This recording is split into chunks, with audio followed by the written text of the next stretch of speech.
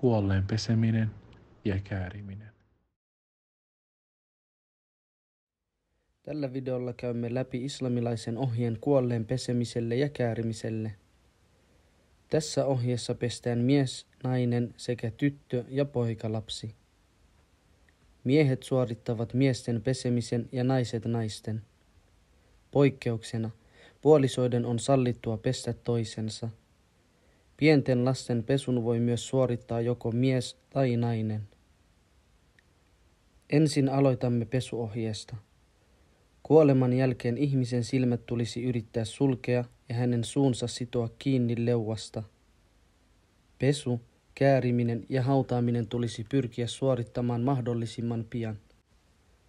Profeetta sallallahu alaihi wasallam sanoi, kiirehtikää hautaamaan kuolleenne. Tällä videolla mainitaan sunnan mukaiset askeleet pesun ja käärimisen vaiheista. Näille löytyy lukuisia todisteita hadiitheistä. Kun profeetan sallallahu alaihi wasallam tytär kuoli, hän käski naisia pesemään hänet. Tämä tapahtui muidenkin kuolleiden kohdalla. Erässä toisessa hadiithissa profeetta sallallahu alaihi wasallam käski ihmisiä käärimään kuolleensa valkoisiin. Kuollutta kohtaan käyttäydytään kunnioittavasti ja koko prosessin ajan hänen auransa eli peitettäväksi määrätty alue tulee olla peitettynä. Kaikki, mikä estää veden pääsemästä ihoon, on poistettava. Miehen aura on navasta polviin, joten tätä aluetta tulisi olla koko ajan peittämässä tarpeeksi iso pyyhe tai kangas, josta ei näy läpi eikä se paljasta intiimialueen muotoja.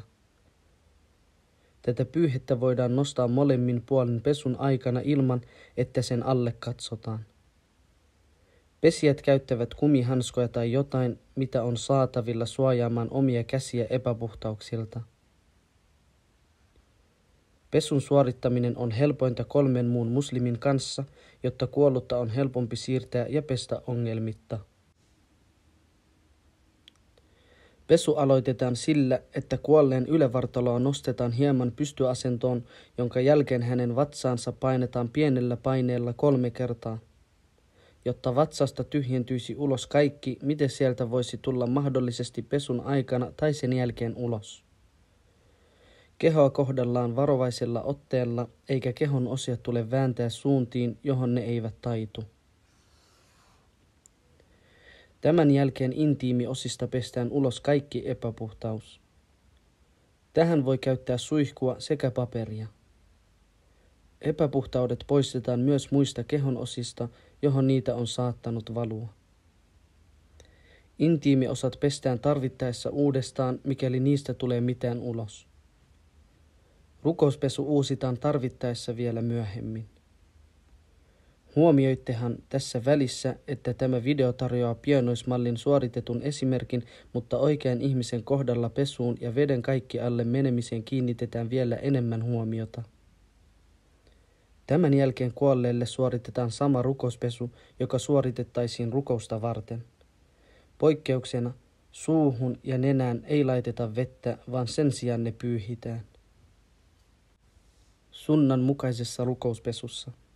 Pesemme kämmenet 3 aloittaen ensin oikealta. Kuolleen suuhun ja nenään ei laiteta vettä, vaan ne pyyhitään märällä liinalla.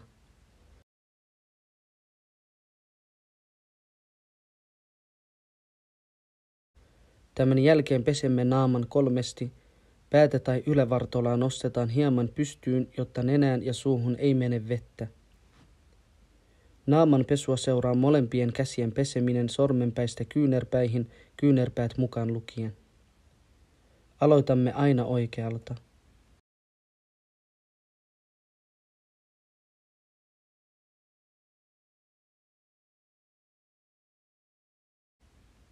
Käsien jälkeen pää ja korvat pyyhitään kerran.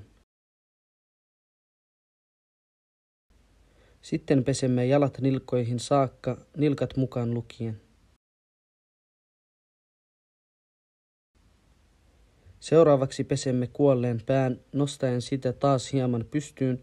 Tässä voi käyttää sunnan mukaan sidr-lehtiä, joita on sekoitettu veteen. Jotkut oppineet sallivat myös saippuan käyttämisen, jolloin se pestään pois vedellä.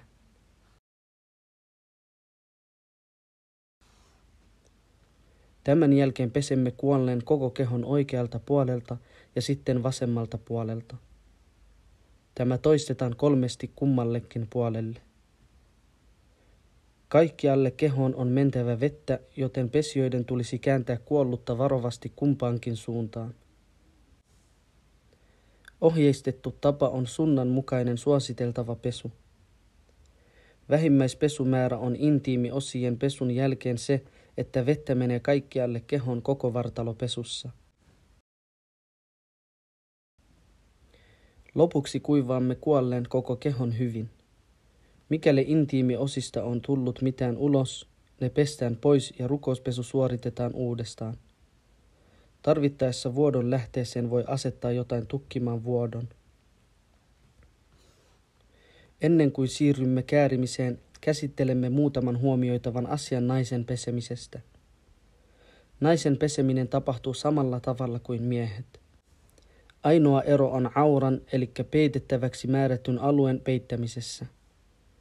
Nainen tulee olla peitettynä reilusti hartioista polviin koko prosessin ajan.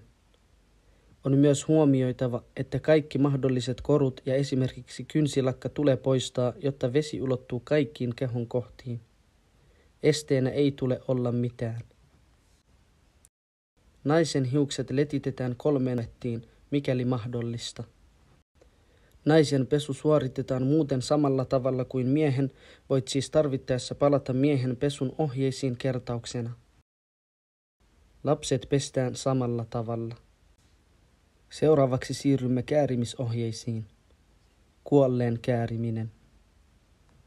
Tähän tarvitaan valkoista kangasta, josta ei näy läpi ja hajuvesi on myös suositeltavaa. Mies kääritään sunnan mukaan 2 valkoiseen koko vartaloa suurempaan vaatteeseen sekä 1 lannevaatteeseen. Nainen kääritään 5 kankaanpalaan, yläosaan, huiviin, lannevaatteeseen ja 2 koko vartaloa suurempaan kankaanpalaan. Poikalapsi kääritään 1-3 kankaaseen ja tyttölapsi kääritään 1 ylävaatteeseen ja 2 koko vartaloa suurempaan kääreeseen. Kaikille on kuitenkin vähintään pakollista, että heidät peitetään 1 kankaaseen, joka peittää koko kuolleen.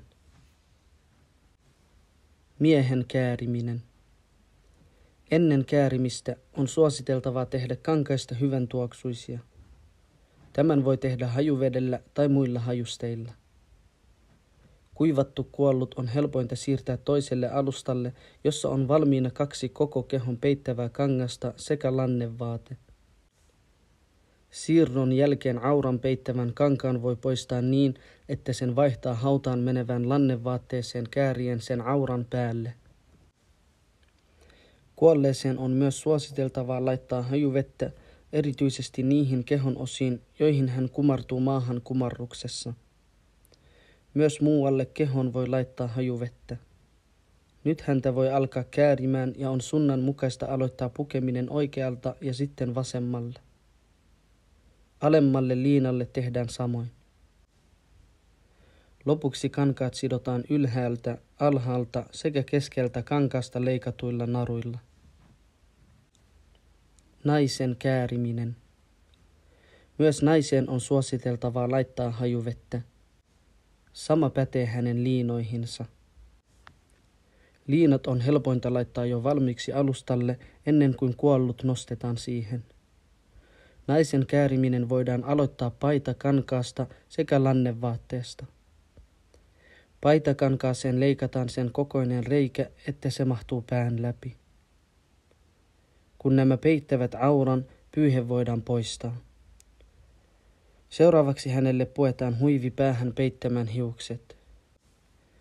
Oikean ihmisen kohdalle se laitetaan parhaan mukaan niin, että se pysyy suhteellisen hyvin kohdillaan. Tämän jälkeen koko vartaloa peittäviä kankaita voi alkaa käärimään, sunnan mukaan oikealta. Kääreet sidotaan samaan tapaan kuin miehellä tehtiin, kiinni ylhäältä, keskeltä sekä alhaalta. Tyttölapsen kääriminen. Tyttölapsi laitetaan pitkän paitana toimivan kankaan päälle, johon on myös tehty sen kokoinen reikä, että siitä mahtuu pää läpi. Tällä peitetään aura ja isommat kääreet kääritään samalla tavalla kuin aikuisellakin. Pienillä lapsilla ei ole auraa, mutta vaatteet kuitenkin puetaan heille kunnioittavasti. Poikalapsen kääriminen. Poikalapsi kääritään 1-3 kankaaseen, mutta tällä videolla näytämme, miten yhteen kankaaseen kääriminen tapahtuu, sillä kaikki kuolleet on käärittävä vähintään näin, mikäli kankaita ei vaikka löydy enempää. Oikeassa tilanteessa kääreet pyritään sitomaan mahdollisimman napakasti kiinni. Tässä oli ohje kaikkien pesemisestä ja käärimisestä, paitsi ihraamtilassa olevan kuolleen ja marttyyrin. Marttyyriä ei pestä ja hänet haudataan hänen päällä olevissa vaatteissaan. Jos saatavilla on kangasta, hänet voidaan lisäksi peittää sillä. Mikäli kuollut oli ihraamtilassa suorittamassa pientä tai suurta pyhinvaellusta, hänet pestään vedellä ja sidirlehdillä ja kääritään pyhinvaelluksen ihraamtilan vaatteissa. Ihraamtilassa kuolleelta mieheltä ei peitetä päätä eikä naamaa. Hänen ei myöskään laiteta hajuvettä. Mikäli ihraamtilassa kuollut on nainen, niin hänet kääritään kokonaan, kuten muut kuolleet. Hänen ei myöskään laiteta hajuvettä. Hänen kasvojaan ei peitetä kasvohuivilla, eikä hänen käsiään peitetä hanskoilla. Sen sijaan hänen kasvonsa ja kätensä peitetään kankaalla, johon hänet kääritään. Lisätietoja tämän aiheen teoriasta löytyy osoitteesta www.islaminusko.fi. Toisella videolla käsittelemme hautausrukouksen suorittamisen ohjeen sekä hautaamisen ohjeen, insha Allah.